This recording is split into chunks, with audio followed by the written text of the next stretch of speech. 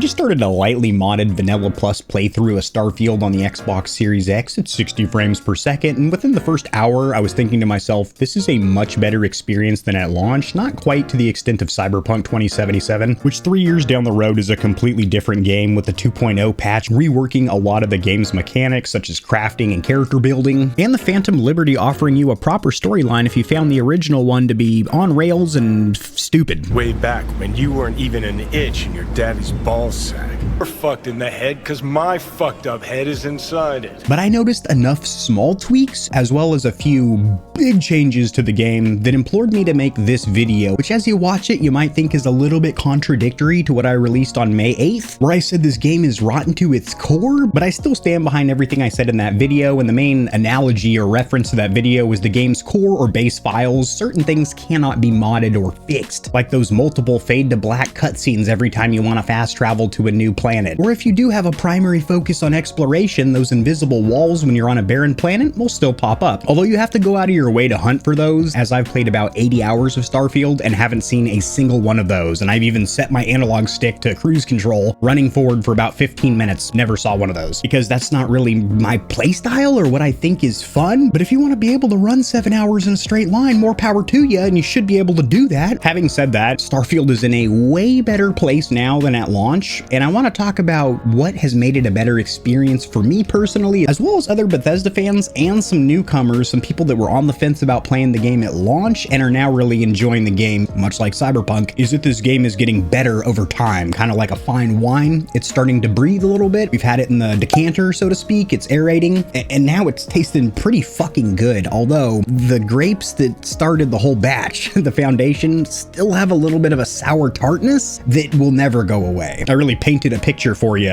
as I dragged my brush across your chin. Let's just get into the video, yeah?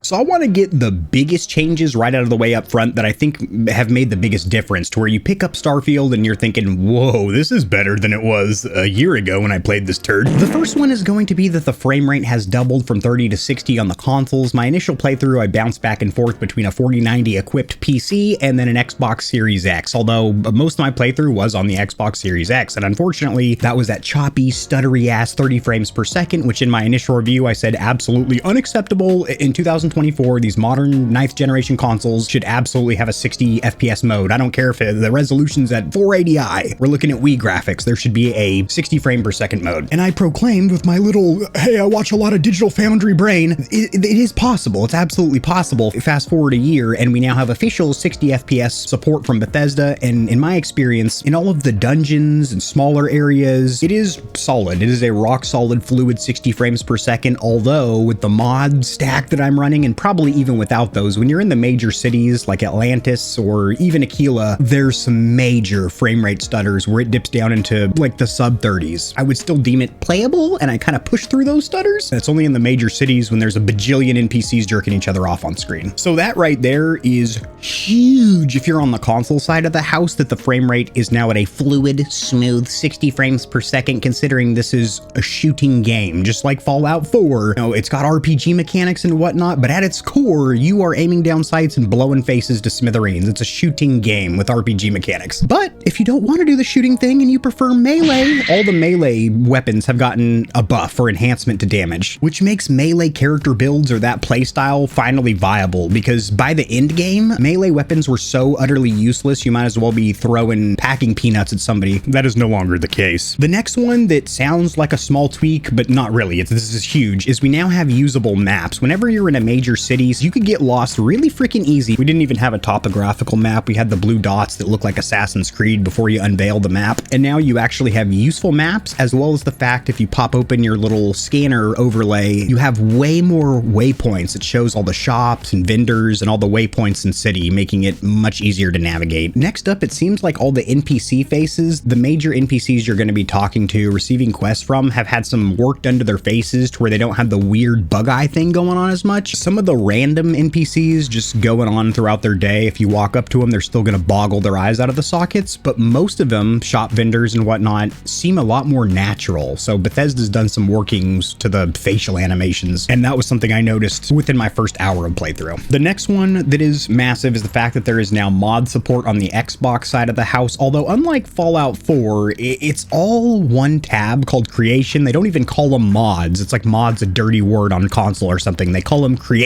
and a lot of these creations are paid, which is most unfortunate because in Fallout 4, that's a separate shop called the Creation Fuck Me Sideways, Get Your V-Bucks Ready shop. But then there's also a huge mod library of free mods, considering Fallout 4 has had mod support on console for years. The NYXI mod community has been porting over PC mods to Xbox. It's a little bit different on the Starfield side of the house. There are a lot of free mods, and I'll probably do a little video showing you my mod stack of my Vanilla Plus playthrough, as I have mostly free mods, but a couple of paid ones, as when you first log in, as a little appreciation for having been a faithful fan of the game since it launched, you do get a handful of tokens. I believe it was 1,000 or 1,500 credits to spend, which I still haven't depleted yet, and I bought a couple of cosmetics. But a lot of these mods add to that Vanilla Plus playthrough, where you still have the main story, but you can enhance things like the graphics, make the UI and menu easier to browse, and the fact that this is all available on console now is pretty sick, although it is pretty damn limited, as this game has just gotten mod support with the Creation Engine, or Creation Club, I should say, and there was a lot of backlash when the Creation Club was first introduced, because a lot of the mods that are now free or supremely cheap were like seven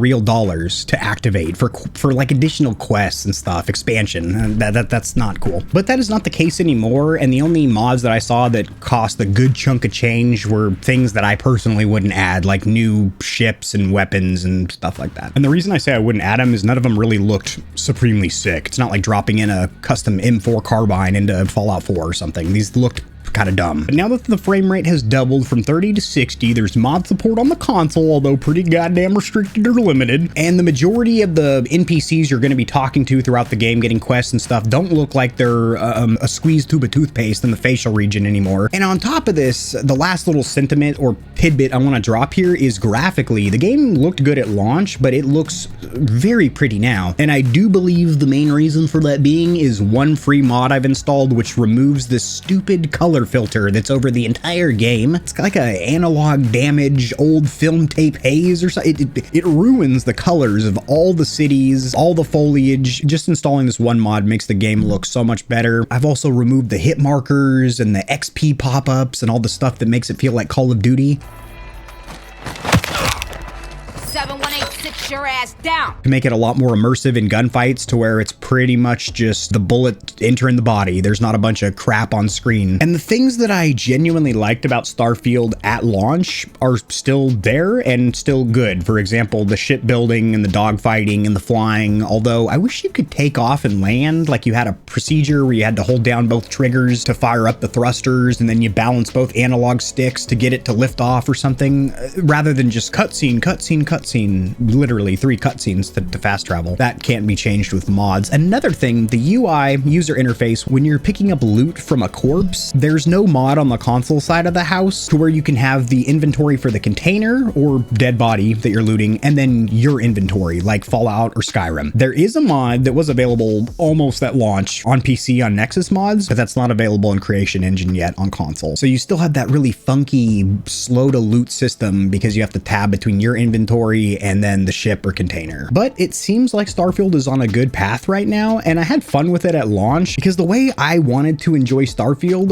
was there for me at launch. I didn't want to run for 15 minutes straight on a barren planet, so the people that were complaining about invisible walls, I was understanding what they were complaining about, but it didn't really reflect on my experience personally. And then bugs and glitches, it was definitely the least buggy or glitchy Bethesda title that I've ever played through at launch. In fact, I had no progress stopping, mission busting glitches or bugs. It was just a funny Bethesda jank where like an NPC would be clipping in the wall and you'd have to melee them out. And I've only been playing about 3.5 hours on this new Vanilla Plus playthrough, but I haven't seen a single bug or glitch yet, so that's promising. Speaking of promising, I do promise to keep you apprised or up to date with a part 3 of this. Is Starfield continuing to get better, kind of the cyberpunk situation, or does it slip on a banana peel and bust its coccyx? So if you are a fan of Starfield or Bethesda games in general, as I do plan on doing a series for Fallout, that won't get in the way of my controller reviews, don't don't you worry if that's what you're subscribed for. But Starfield, as well as I do like Bethesda games, even though they're full of bullshit that we have to mod out, they're still so fucking fun, at least to me and a lot of other people out there. Bethesda fans, I guess they call them. People whose hair looks like this in the morning because they were up all night playing games. Drop in the comment section below your opinion of Starfield. Did you play it at launch? Are you playing it now? Did it suck then? Does it suck now? Will it suck tomorrow? Did it never suck? It was awesome at launch. What's your opinion on it? And I'll see you tomorrow. Peace. If you enjoyed the video, liking it helps it to get seen by more gamers, so this information will reach and assist them as well. Much like the back of the TV, I've got plugs for all of my socials down there in the description below. And your wallet will greatly thank you if you check the description, because there are exclusive discounts on a ton of products, including controllers, KontrolFreeks, keyboards, mouse pads, clothes, and energy drinks. And keep in mind that you, the viewer, keep this channel running. The more stallions and stallionettes trotting around the stable, the better, so mollywop that subscribe button like it owes you money, and we'll have the same amount of fun tomorrow.